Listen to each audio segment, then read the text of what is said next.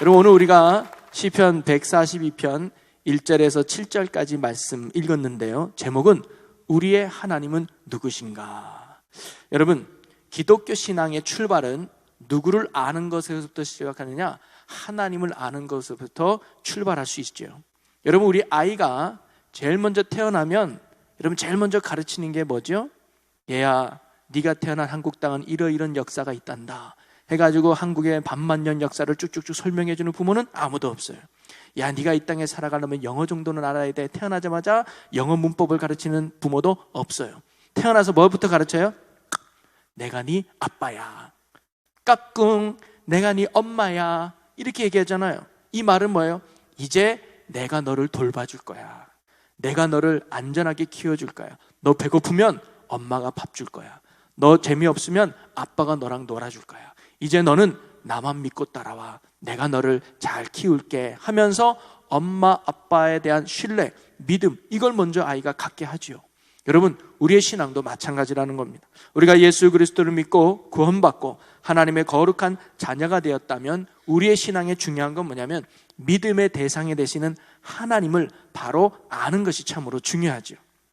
우리의 삶을 인도하시고 우리를 이끄시고 우리의 능력이 되고 우리의 소망이 되시는 하나님을 어떤 분인지를 알고 그분을 온전히 믿고 의지하는 게 신앙생활에 참으로 중요하다는 거죠. 단순히 내가 종교 생활을 하느냐, 성경 얼마나 많이 읽었느냐, 내가 예배를 빠지지 않고 다녔느냐, 내 직분이 무엇이냐, 이거보다 더 중요한 건 내 믿음의 대상이 되시는 하나님이 어떤 분인지를 제대로 알고 그 하나님에 대한 온전한 믿음을 갖고 사는 이 신앙이 참으로 중요하다는 거죠. 아이가 태어나서 엄마 아빠에 대한 믿음과 신뢰를 갖는 것은 참으로 중요합니다. 자신을 돌보고 사랑해줄 엄마에 대한 믿음이 있을 때 이 아이는 뭐예요? 엄마를 기대게 되죠. 아빠를 기대게 되고 또 아빠는 그렇게 기대는 아이에게 먹을 것을 주고 또 뭐예요? 옷을 입혀주기도 하죠. 만약에 이 아이가 엄마를 믿지 못한다면 어떻게 될까요? 여러분의 자녀가 여러분을 믿지 못한다면 어떻게 될까요? 집에 안 들어오죠. 옆집 가서 이렇게 자고 오거나 옆집 가서 뭐 필요하면 하죠. 엄마 아빠를 못 믿으면. 여러분, 자녀는 부모에 대해 뭐가 있어야 돼요? 믿음이 있어야 돼요. 그리고 부모는 자녀에 대해 뭐가 있어야 돼요? 사랑이 있어야 돼요. 이 두 가지가 잘 복합될 때 그 가정은 건강한 가정이 되고 그 관계는 복된 관계가 될 줄로 믿습니다. 마찬가지로 우리가 신앙생활하면서 우리의 믿음이 대상이 되시는 하나님에 대한 확신, 하나님에 대한 믿음, 하나님에 대한 신뢰는 참으로 중요하다는 거죠. 여러분, 구원은 제가 늘 끊임없이 얘기하지만 구원은 뭡니까? 하나님과의 관계가 회복되는 것이 구원이에요. 그래서 로마서 5장 1절에 보니까 그러므로 우리가 믿음으로 의롭다 하심을 받았으니 우리 주 예수 그리스도로 말미암아 하나님과 화평을 누리자. 믿음으로 의롭게 되고 예수 그리스도로 말미암아 누구와 화평을 누리게 된 거예요? 하나님과 화평을 누리게 된 거. 이것이 구원인 줄로 믿습니다. 구원받기 전의 상태는 한마디로 죄인의 상태요. 그거는 하나님과의 관계가 끊어진 상태예요. 그래서 하나님의 뜻도 모르고 하나님의 사랑도 모르고 하나님의 은혜도 모르고 하나님의 축복도 몰라요. 그래서 하나님 없이 살아가는 인생에는 뭐가 오는 걸? 두려움이 오고 근심이 오고 걱정이 오고 고통 속에 살아가는 거예요. 그러다가 멸망, 사망, 지옥에 가는 거예요. 그런데 예수 그리스도를 통해서 끊어졌던 하나님의 관계가 회복되어져서 그분의 은혜가 우리 안에 오고 그분의 사랑이 우리 안에 넘치면서 우리 안에 기쁨과 평안과 감사가 넘치는 천국의 삶을 살게 될 줄로 믿습니다. 그래서 구원은 얻는 것도 있지만 구원은 누리는 거예요. 하나님과의 관계를 누리는 것, 그것이 구원인 줄로 믿습니다. 그러기에 신앙생활은 하나님과의 관계를 맺어가며 사는 것이라고 할 수 있습니다.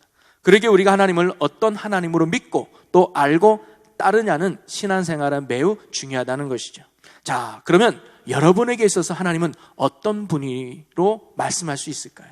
만약에 누군가가 여러분에게 당신에게 있어서 하나님은 어떤 분입니까? 라고 말하면 여러분 뭐라고 말씀할 수 있을까요? 그냥 믿는 거죠 뭐. 나도 잘 몰라요. 여러분 어떤 하나님이라고 말할 수 있을까요? 물론 창조주 하나님, 뭐 세상의 주권자 되시는 하나님, 전능하신 하나님, 여러 가지 묘사로 하나님을 우리가 정의하고 고백해 볼 수 있을 겁니다. 그러나 성경이 가장 강조하고 예수님이 가장 강조했던 우리의 믿음이 되시는 하나님은 어떤 분일까요? 바로 아버지 하나님이에요. 저는 다른 거 다 잊어도 내 믿는 하나님이 나의 아버지가 되신다. 여러분, 이 하나만 확신하고 이 하나만 깨닫고 이 하나만 믿는다고 해도 여러분 신앙생활은 승리할 수 있습니다. 하나님이 뭐예요? 나의 아버지가 되신다는. 그럼 나는 그 하나님 아버지의 뭐예요? 자녀가 되는 거예요. 여러분, 그러기에 우리가 하나님에 대한 믿음을 가질 때 가장 중요한 것은 뭐냐면 하나님이 나의 아버지가 되신다. 하나님은 나의 아버지가 되어주신다. 이것이 참으로 중요하죠. 여러분, 하나님이 나의 아버지가 되어주신다. 이거는 내가 하나님을 아버지로 삼겠습니다가 아닙니다. 하나님이 나의 아버지가 되어주신다는 거, 이거 참 중요한 거거든요. 내가 하나님 나의 아버지가 되어주세요 요구한 게 아니라 얘들아 내가 너의 아버지야 라고 하나님이 인정해 준 거죠. 그러면 하나님이 나의 아버지가 되어준다는 건요, 이거는요 엄청난 일이죠. 제가 지난번에 아버지 하나님에 대해서 말씀 나눌 때도 이런 얘기를 나눈 적이 있죠. 하나님이 나의 아버지가 된다? 이건 대단한 거예요. 어느 여자 고등학교에서 신입생들끼리 모여가지고 이런저런 얘기를 하다가 자연스럽게 아버지가 어떤 일을 하는지가 나와요. 그랬더니 한 친구가 말하기를 우리 아빠는 그냥 두부 좀 팔고 야채 좀 팔고 있어 그러는 거예요. 그러니까 친구들이 아하, 이 아버지가 그냥 시장에서 작게 채소 가게 하는구나 라고 단순히 생각했는데 며칠 전에 알고 보니까 아버지가 누구예요? 풀무원 사장이에요. 두부 몇 개 파는 수준이 아니었어. 풀무원 사장이었던 거지. 그러더니만 이 애를 보는 눈이 다 달라진 거예요. 여러분, 우리가요 아버지가 누구냐, 누가 나를 키워주냐에 따라서 우리의 인생은 달라질 수 있어요. 여러분, 가끔 한국에서 태어났다가 부모님이 버리거나 또는 부모님이 안 계셔서 외국으로 입양해서 키움받는 사람들의 이야기가 종종 나옵니다. 물론 다는 아니겠지만 참 잘 큰 그런 사람들이 여럿 있어요. 한국에서 컸다면 그렇게까지 못 컸을 것 같은데 정말 좋은 양부모님 만나가지고 잘 가르치고 잘 배워서 박사가 되고 교수가 돼서 성공해서 한국 땅에 와서 내 친부모를 찾고 싶다는 얘기를 종종 듣게 됩니다. 부모를 누구를 만나냐에 따라서 인생은 참으로 많이 달라지는 것 같아요. 여러분, 제가 지난번 아빠 아버지 이야기할 때도 그런 얘기했죠. 여러분, 빌 게이츠가 세계 부자 중에 한 명인데 이 빌 게이츠가 아무리 돈이 많아도 그 돈이 많은 것이 여러분과 상관이 있습니까? 없습니까? 아무 상관이 없어요. 왜냐? 남남이니까 그렇죠. 그런데 만약에 빌 게이츠가 여러분의 자녀나 또는 여러분의 부모님이라고 생각한다면 이거 완전히 상황이 달라지지 않겠어요? 여러분, 노트북 살까 말까 고민되겠어요? 노트북이 고장나면 야 이거 수리하는데 비쌀 텐데 이거 수리할까 말까 이게 걱정되겠냐고요. 빌 게이츠가 우리 아빠인데 까짓것 노트북 10대도 사지, 10대도. 응? 오히려 아마 우리 교회 모든 사람들에게 노트북 하나씩 들 거야 아마. 죄송해요, 우리 아빠가 빌 게이츠가 아니라서 제가 그런 걸 못하겠는데 빌 게이츠가 나의 아빠가 되면 인생이 달라지는 거 아니겠어요? 사람 한 사람도 그런데 하물며 우주 만물을 창조하시고 우리의 인생의 주관자가 되시는 전능하신 하나님이 내가 너의 아빠야 라고 한다면 여러분, 그것만큼 위대한 일이 어디 있을까요? 그것만큼 큰 축복이 어디 있을까요? 정말 복 중의 복은 하나님이 나를 자녀 삼아준 것이고 내가 그분이 나의 아버지가 되어지는 것. 여러분, 이것이 최고의 복 중의 복인 줄로 믿으시기를 바랍니다. 그래서 어느 종교를 보더라도요 보면 자신이 믿는 신을 아버지라고 말하는 종교는 거의 없는 것 같아요. 거의 드물죠. 그런데 기독교 신앙은 바로 창조주 하나님을 아버지라고 말하는 것이다. 그리고 나는 그분의 자녀라는 것. 이것이 정말로 중요한 신앙생활의 가치임을 여러분 꼭 명심하시기 바라요. 다른 건 다 잊어도 여러분, 하나님이 어떤 분이라고요? 나의 아버지가 되는 것. 그리고 나는 그분의 자녀라는 것. 이거를 꼭 명심하시길 바라요. 그래서 신앙생활은 하나님과 나와의 관계가, 즉 아버지와 자녀의 관계로 살아가는 것이 바로 신앙생활이죠. 그러면 아버지와 아들의 관계에서 중요한 것은 무엇일까요? 그것은 아버지 하나님이 어떤 분인가를 분명히 깨닫는 믿음, 확신이 참으로 중요하죠. 우리는 아는 것만큼 또 믿는 것만큼 우리는 하나님 아버지의 주시는 은혜를 누릴 수 있기 때문입니다. 지난번에도 말씀드렸지만 하나님을 아버지라고 말하는 이유는 그분이 하나님이 남자이기 때문에 아버지라고 말하는 것이 아니라 아버지가 갖는 속성과 역할 때문에 하나님을 아버지라고 말하는 거예요. 그러면 하나님이 나의 아버지가 되어주신다고 말할 때 하나님이 갖는 속성과 역할은 무엇일까요? 저는 두 가지라고 생각합니다. 그게 뭐냐? 책임과 사랑이에요. 여러분, 부모도요, 이 땅에 자녀를 낳으면 뭘 해요? 책임이란 걸 지죠. 왜? 내가 낳았으니까. 그래서 아무것도 못하는 이 아이를 내가 뭐예요? 책임지고 먹여야지, 책임지고 키워야지. 그래서 잘 자랄 때까지 내가 책임지고 돌봐주는 거, 그게 부모의 역할이고 부모의 책임 아니겠습니까? 그 또 하나는 사랑해 주는 거예요. 이 아이 혼자 살아갈 수 없기 때문에 뭐예요? 희생해 주는 거죠. 부모가 뭐예요? 헌신해 주는 거예요. 그래서 그때도 제가 이런 예를 들었었죠. 어디서 설문조사라고 질문을 던졌어요. 자녀들하고 아버지한테 동일한 질문을 던졌다 그랬잖아요. 10억과 자신의 꿈 둘 중에 무엇을 선택하겠습니까? 그랬더니 자녀들은 다 뭐 선택했다고요? 자신의 꿈을 선택했어요. 10억보다 내 꿈을 이루는 게 좋다. 인생은 한 번뿐이니까. 그래서 자녀들은 다 꿈을 선택했어요. 근데 아버지들은 뭘 선택했다고요? 10억을 선택했어요. 왜 그럴까요? 그 돈으로 우리 자녀 학자금 대줘야지. 그 돈으로 시집장가 보낼 때 집이라도 좋은 한 채 사줘야지.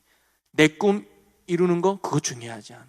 내가 좀 안 돼도 내 자녀가 잘 될 수 있다면, 내 자녀가 더 복되게 자랄 수 있다면 나는 그것으로 행복해. 나는 죽고 자녀가 사는 삶. 그게 부모들의 마음 아니겠어요? 그게 뭐예요? 사랑한다는 것이죠.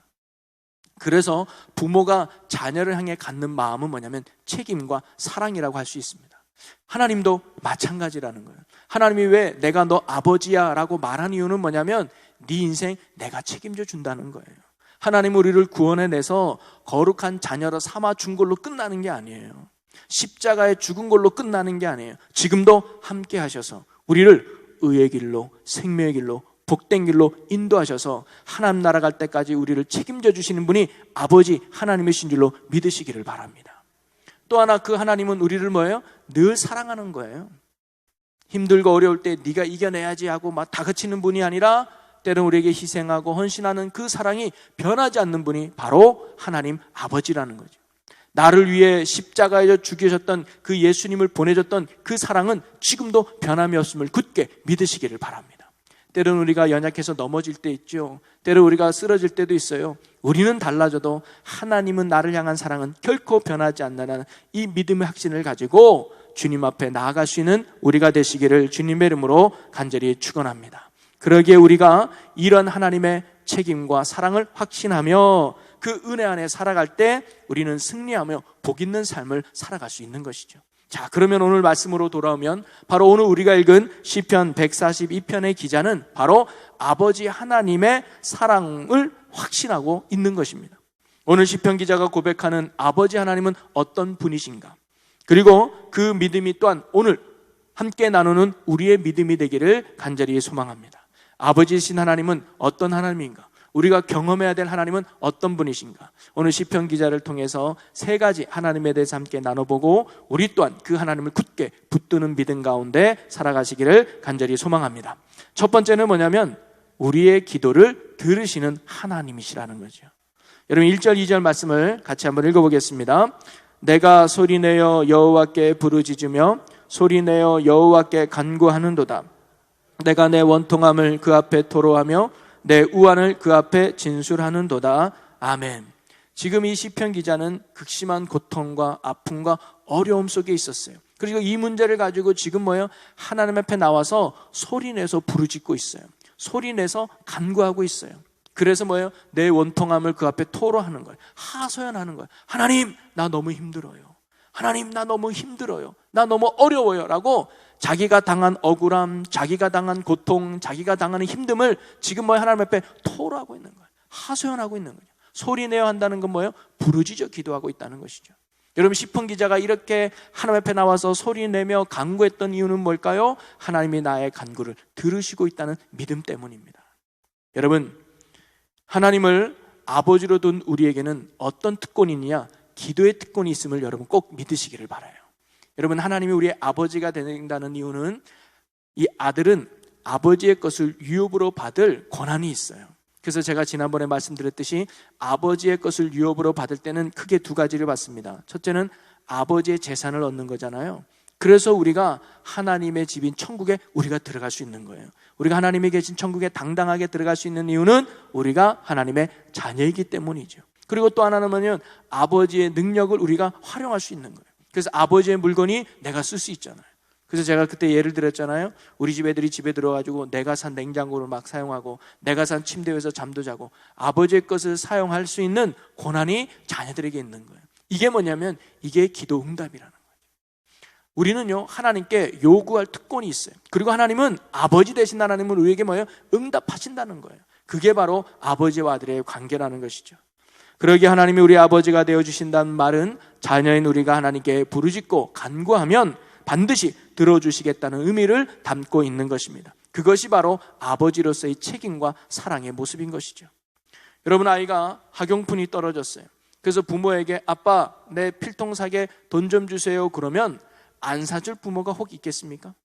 아니 간혹 이 아이에게 절약 정신을 가르치기 위해서 아직도 쓸만하니까 안 되라고 일부러 안 사주는 경우도 있을 거지만, 야 내가 왜 네 화장품 사줘야 돼? 내가 그럴 의무 없잖아. 야 어이가 없다. 야 이런 부모 혹시 있나요? 내가 왜 네 필통을 사줘야 돼? 네가 필요한 건 네가 알아서 써. 이렇게 말하는 부모는 없을 거예요. 하나님도 마찬가지라는 거죠. 우리가 하나님께 부르짖고 간구하고 하나님 이것 좀 도와주세요. 하나님 나 힘들어요 간구하면 야 내가 왜 너 기도 들어줘야 되냐? 어이가 없다. 야 네가 나한테 한 게 뭐라고 내가 네 기도 들어줘야 되냐? 이렇게 말씀하신 하나님이 아니라는 거예요. 자녀는 기도할 권리가 있고 아버지는 들어줄 의무가 있다는 거죠. 그걸 지금 하나님이 말씀하고 있는 거예요. 여러분, 하나님은 우리의 기도를 기다리시고 들으시는 분이시라는 줄로 믿으시기를 바랍니다.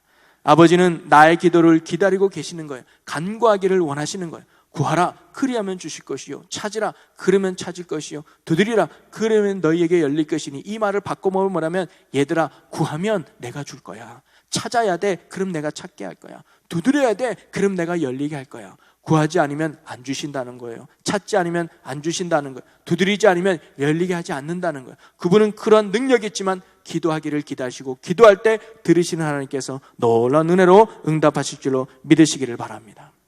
여러분 혹시 시편 기자처럼 원통함 속에 있는 분 계십니까? 우한이나 어려움 속에 있는 분이 계십니까? 그러면 오늘 이 시편 기자처럼 그대로 가지고 하나님 앞에 쏟아 놓으시기를 바라요. 답답한 마음 그대로, 속상한 마음 그대로 토로하고 하소연하시기를 바랍니다. 자녀가 사랑하는 엄마 아빠에게 고민을 털어놓고 하소연하듯 하나님 앞에 진실되게 솔직하게 알아면 되는 거예요. 아버지 하나님은 다 들어주시고 또한 반드시 응답해 주실 줄로 믿습니다. 왜냐? 나를 책임지시고 사랑하시는 아버지가 되시기 때문이죠. 여러분 사실 기도에는 그렇게 형식이 있는 건 아닙니다. 여러분 자녀들이 부모한테 뭔가 요구할 때 격식 차려서 하는 자녀 혹시 있습니까? 아까 전에 제가 필통 사달라는 얘기 들었지만 혹시 제 아들 유치원에 아버님 제가 필통이 필요한 5가지 이유에 대해서 말씀드리도록 하겠습니다. 저에게는 필통이 필요합니다. 왜냐? 이렇게 힘들고 저렇게 힘들고. 그래서 아버지 그렇게 야 짜증난다 짜증나게 야 얼마야.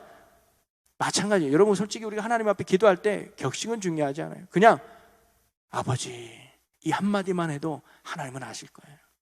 아버지 이 한마디만 해도 말이죠. 여러분 은미 선교사님이라고 계셔요. 이분이 이제 아프리카에서 선교할 때 이제 그 선교를 이제 하다가 이제 한국에 돌아왔다가 선교 활동 이제 보고를 하고 다시 그 현지로 돌아가면 저 멀리 임은미 선교사님이 이렇게 차를 타고 오면 아이들이 이제 오는 것을 알고 막 달려오면서 소리를 친대요. 근데 그 임은미 선교사님은 그 당시 유니스라는 이름으로 통했나 봐요. 그러니까 그 아이들이 손을 흔들면서 유니스 이렇게 해서 막 이렇게 외치나 봐요. 그러면 이 그 선교사님 마음에서 뭐를 울컥하면서 만약에 유니스라고 외치는 찰스구나. 그래 찰스 맞아. 네가 필통이 필요했지. 그럼 저쪽에서 유니스 어머 스미스 맞아. 너는 그때 옷이 필요했지. 생각난다는 거예요. 여러분 하나님은요 그런 분이에요. 우리가 아버지 이 한마디만 해도 그래 내가 너의 어려움을 알고 있다. 그래 네가 뭐가 필요한지 내가 알아 하면서 우리의 기도를 들으시는 아빠 아버지 되시는 분이 바로 우리 하나님이라는 거죠. 여러분 힘들고 어려운 거 있습니까? 그냥 무릎 꿇고 아버지 한마디만 해보십시오. 우리 사랑의 하나님께서는 그래 내가 너 기도를 기다렸다. 그래 네가 그것을 내게 하소연하고 쏟아붓기를 원했다. 그래 사랑하는 딸아 사랑하는 아들아 내가 힘이 되어줄게. 내가 너의 능력이 되어줄게 하면서 우리 기도를 들으시고 응답해 주실 줄로 믿습니다. 두 번째로 우리의 아버지 하나님, 우리가 경험한 하나님은 어떤 하나님인가? 바로 우리의 모든 상황을 정확하게 아시는 하나님이시라는 거죠. 자, 3절 말씀을 함께 읽어보겠습니다. 내 영이 내 속에서 상할 때에도 주께서 내 길을 아셨나이다. 내가 가는 길에 그들이 나를 잡으려고 올무를 숨겼나이다. 내 속에 상할 때에도, 내가 어려움 속에 있고 내 마음이 억울하고 힘든 상황이 있어도 주께서 내 길을 아셨나이다. 이 말은 뭐예요? 나를 알고 계시다는 거예요. 이거는요, 단순히 네 힘들구나 이게 아니라 그 힘든 가운데서 어떤 길로 가야 네 힘듦이 해결될지도 뭐예요? 하나님이 아신다는 말씀입니다. 아버지 하나님은 어떤 분일까요? 그분은 우리가 구할 때 이미 어떤 상황에 처해 있는지 아십니다. 그의 삶의 무게가 얼마나 무거운지도 잘 알고 계십니다. 내 마음이 얼마나 상해 있는지도 잘 알고 계십니다. 사방에 얼마나 많은 올무와 함정이 있는지도 하나님이 이미 잘 알고 계시는 분입니다. 살면서 참으로 답답할 때가 있다면 그것은 바로 내가 처한 억울함과 어려움과 힘든 상황을 아무도 몰라줄 때, 그때 사람은 진짜 힘들어지는 것이죠. 여러분, 사람들이 자살하는 이유는 뭐냐면 돈이 없어서도 아니고 건강을 잃어서도 아니라 내 주변에 아무도 없다고 생각될 때, 내 편이 아무도 없다고 생각할 때 극심한 고독과 외로움 속에 견디지 못하고 스스로 목숨을 끊는 경우가 많다는 거예요. 여러분, 그런데 우리의 아버지 되시는 하나님, 그 하나님은 뭐예요? 우리가 처한 상황을 모두 알고 계신다. 내가 어느 길로 가는지를 하나님이 다 알고 계시는 거예요. 고난의 길을 갈 때도, 아픔의 길을 갈 때도, 억울한 길을 가도 하나님은 뭐예요? 내 길을 아시는 거예요. 그리고는 어느 길로 가는 것이 승리의 길이고 어느 길로 가는지 평안의 길인지도 하나님이 뭐예요? 다 아신다는 거예요. 그러기에 우리가 내 모든 것을 아시는 하나님께 맡기는 인생, 이것이 진짜 축복의 인생인지로 믿으시기를 바랍니다. 하나님은 내가 얼마나 무서운 병에 걸렸는지, 어떠한 두려움에 사로잡혀 있는지, 그리고 얼마나 억울한 형편에 있는지 하나님은 뭐예요? 다 아신다는 거예요. 이처럼 나를 아시는 하나님을 우리가 만나고 깨달을 때 우리는 위로받고 소망으로 이겨나가게 될 줄로 믿습니다. 여러분, 창세기에 보면 하갈이라는 여인이 있잖아요. 사라의 몸종. 그가 임신해요. 그 임신한 것 때문에 사라의 학대를 받아서 견디자 못해 광야로 도망치게 되죠. 임신한 몸으로 도망쳤어요. 그 당시는요, 뭐 경찰도 없고요, 반보험도 없어요. 자기가 살던 마을을 벗어났다는 것은요, 목숨 내놓은 것과 똑같은 거예요. 다른 때 마을 사람들이 죽여도요, 모르는 거예요. 임신한 상태로 나왔다는 것은 극심한 두려움의 상태죠. 그리고 아마 억울했을 겁니다. 내가 원해서 임신한 것도 아닌데 임신하라고 한 데는 언제고 또 나를 이렇게 핍박해? 그리고 굉장히 뭐예요? 외롭고 두려웠을 거예요. 이 아이를 어떻게 낳을까? 그 이 아이를 어떻게 키울까? 그러한 상황에 놓였을 때 그는 자기를 찾아와 주시는 하나님을 만나게 됩니다. 그리고는 그가 뭐라고 고백하느냐? 내가 만난 하나님은 나를 살피시는 하나님이라고 고백하잖아요. 나를 살피신다는 것은 뭐냐면 그분이 나를 알고 있었다는 거예요. 나를 옛날부터 지켜보고 있었다는 거예요. 그래서 내가 뭐 때문에 힘들어하는지, 뭐 때문에 아파하는지, 뭐 때문에 고통스러워하는지 하나님을 아신다는 거예요. 우리가 그분을 만나면요, 하나님의 참된 위로가 있어요. 그래서 하나님은 하갈을 만난 후에 그의 문제를 해결해 주시죠. 네가 아이를 낳을 거야. 그리고 그 아이가 큰 민족이 될 거야. 너는 다시 사라의 집으로 가. 내가 너와 함께 할 거야. 이 함께 하시고 나를 알아주시는 하나님을 만나고 하갈은 힘을 얻어서 이겨내고 다시 사라의 집에 가서 이 아이까지 순산하고 잘 지내게 되죠. 여러분, 사실 저도 개인적으로 목회를 하면서 참 힘들 때가 한 번 있었습니다. 나는 그렇지 않았는데 괜한 오해를 해서 되게 나쁜 사람, 이상한 사람으로 저를 이렇게 생각하고 이렇게 볼 때 참으로 힘이 들더라고요. 그래서 어느 때는 설교할 때 저는 그렇지 않습니다 라고 막 이렇게 말하고도 싶었지만 그런 상황이 아니라 너무 속상해서 한 번은 설교를 끝내고 이 앞에 쫙 앉아 있는데 갑자기 제 마음 깊은 곳에서 주님의 음성이 하나 들리는 거예요. 내가 너를 안다. 여러분, 그 한마디 들리는 순간 얼마나 많은 눈물이 쏟아지는지 몰라요. 그래, 하나님이 나를 알면 되는구나. 그래, 내가 다른 사람 나를 몰라줘도, 다른 사람 나에게 억울하고 손가락이 당해도 그래, 하나님이 나를 알아주면 그걸로 되는구나. 그러면서 얼마나 위로가 되고 힘이 나는지 몰라요. 하갈도 그랬을 거예요. 그래, 하나님이 나를 알아준다면 되는 거지. 그래, 하나님이 나를 알아준다면 그거 되는 거지. 그러면서 그는 소망이 생기고 용기가 생겨서 이겨나갈 힘을 얻게 됐던 것이죠. 여러분, 아버지 하나님은 지금도 눈동자와 같이 우리를 돌보시고 우리에 대해서 모든 것을 알고 계시는 하나님이심을 여러분 굳게 믿으시기를 바랍니다. 아무도 나를 몰라준다고 해도 내 혼자 이 세상에 있는 것 같아도 아니요, 내 인생을 책임지시는 아버지는 지금도 나와 함께 하시면서 내가 너를 안다. 내가 너의 믿음을 안다. 내가 너의 억울함을 안다. 여러분, 이런 하나님의 위로함 속에서 날마다 이겨나가며 승리할 수 있는 여러분 되시기를 주님의 이름으로 간절히 축원합니다. 세 번째로 또 시편 기자가 고백했던 하나님은 어떤 분일까요? 우리 함께 읽어봅니다. 던지시는 하나님이십니다. 아멘. 이게 또 중요해요. 여러분, 하나님은요, 내가 기도하면 기도만 듣고 계시는 분이 아니라는 거예요. 하나님은요, 내가 어려우면 이 어려움을 알고만 계시는 분이 아니라는 거예요. 내 기도를 들으신 하나님께서, 내 어려움을 아시는 하나님께서 뭐예요? 두 팔을 내리걷고 뭐예요? 활동하시는 거예요. 역사하시는 거예요. 그래서 문제를 해결하고 아픔을 치료하고 어려움에서 건져내시는, 우리를 위험에서 건지시는 구원의 하나님이심을 여러분 꼭 믿으시기를 바랍니다. 그래서 7절에 우리 함께 읽어봅니다. 내 영혼을 옥에서 이끌어내사 주의 이름을 감사하게 하소서. 주께서 나에게 갚아주시리니 의인들이 나를 두르리이다. 아멘. 아마 이 시편 기자는 굉장히 억울함이 있었던 것 같아요. 나는 정말 하나님의 말씀대로 바르게 했는데 왜 이 세상은 나를 힘들게 할까? 이런 극심한 고통과 아픔에 있었던 것 같아요. 그 고통을 자기는 뭐예요? 옥이라고 표현을 했어요. 여러분, 지옥 같은 곳이에요. 지옥 같은, 너무 고통스럽다. 그런데 하나님이 나를 뭐예요? 이끌어내사 주의 이름을 감사하게 하소서. 하나님이 반드시 나를 구원해내셔서 하나님의 살아계심을 증거하는 간증이 되게 하소서라고 선포하는 거죠. 여러분이 또 이러한 삶이 되기를 간절히 초망합니다. 우리가 어떤 상황에 처해 있다 할지라도 하나님은 반드시 우리를 구원하시는, 우리를 책임지시고 사랑하시는 하나님이신 줄로 굳게 믿으시기를 바라요. 그래서 여러분이 지금 힘든 가운데 있다면 구원하시는 하나님의 간증거리가 여러분에게 있기를 간절히 축복합니다. 오늘 5절 6절 말씀에도 이렇게 나와요. 5절 6절 우리 한 절씩 읽어봅니다. 여호와여, 내가 주께 부르짖어 말하기를 주는 나의 피난처시요 살아있는 사람들의 땅에서 나의 붓깃이라 하였나이다. 나의 부르짖음을 들으소서. 심히 비천하니이다. 나를 핍박하는 자들에게서 나를 건지소서. 그들은 나보다 강하니이다. 아멘. 우리를 위험에서 건지시는 하나님을 잘 묘사하고 있죠. 우리의 대적은 우리보다 강합니다. 그래서 내가 정말 이길 수 없는 문제죠. 그러나 하나님은 내 앞에 있는 문제보다, 내 대적보다 더 강하신 분이심을 여러분 믿으시기를 바라요. 주님은 환난 날에 도우시고 전쟁 날에 피할 피난처가 되신다는 겁니다. 주님께 피할 때 누구도 우리를 이길 수 없음을 여러분 굳게 믿으시기를 바랍니다. 또한 하나님은 우리의 영원한 기업이 되신다 그랬어요.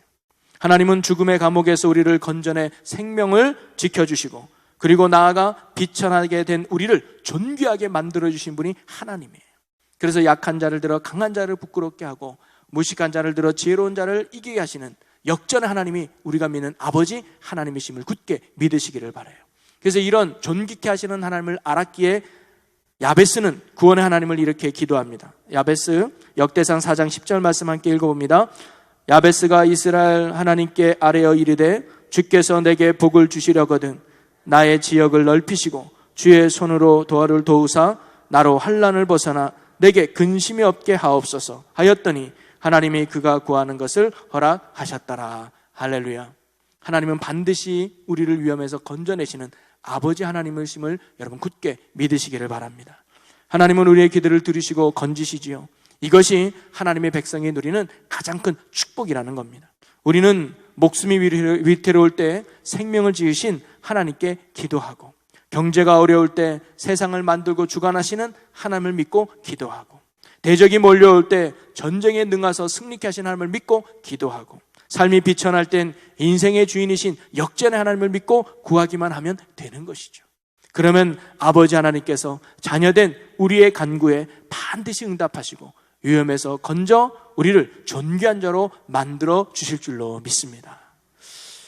사랑하는 성도 여러분, 오늘 우리가 믿고 의지할 하나님은 어떤 분이냐? 바로 아버지 하나님이십니다. 그리고 아버지 하나님은 우리를 뭐요? 책임져 주시고 끝까지 변함없는 사랑으로 함께 하시는 분이 바로 아버지 하나님이시죠. 그러기에 우리의 기도와 부르짖음을 결코 외면치 않으시고 반드시 들어주시고 구원해 주시고 응답해 주심을 여러분 꼭 명심하시기를 바랍니다. 하나님께서 우리에게 기도하도록 명하신 것은 들으시고 응답해 주시려고 하는 것이죠. 세상의 모든 길이 막혀 더 이상 피할 곳이 없을 때에도 하나님은 우리의 유일한 피난처요 방패요 산성이심을 여러분 꼭 명심하시기 바랍니다. 시편 18편 2절 말씀 우리 함께 봉독해 봅니다. 여호와는 나의 반석이시요 나의 요새시요 나를 건지시는 이시요 나의 하나님이시요 내가 그 안에 피할 나의 바위시요 나의 방패시요 나의 구원의 삐으시요 나의 산성이시로다. 할렐루야. 언제나 여러분과 함께 하셔서 우리의 인생을 책임져 주시고 또 우리를 끝까지 사랑하시는 그 하나님이 여러분 어려운 가운데 있을 때 구하기를 원하시고 또 모든 형편을 아시는 하나님께 우리가 맡기고 나아간다면 우리 하나님께서 반드시 위험에서 건져주셔서 우리의 문제가 간증거리로 바뀌어서 위대하신 하나님을 찬양하는 영광의 삶을 살아가는 우리 모두가 될 줄로 믿습니다. 우리 기도하겠습니다. 사랑과 은혜의 아버지 하나님, 하나님이 나의 아버지가 되어주심을 감사드립니다. 하나님이 나의 아버지가 되심을 잊지 말고 주님의 자녀로서 우리 또한 온전한 믿음으로 주만 의지하고 주만 바라보며 주만 붙들고 살아가는 저희 모두가 되게 하여 주시옵소서.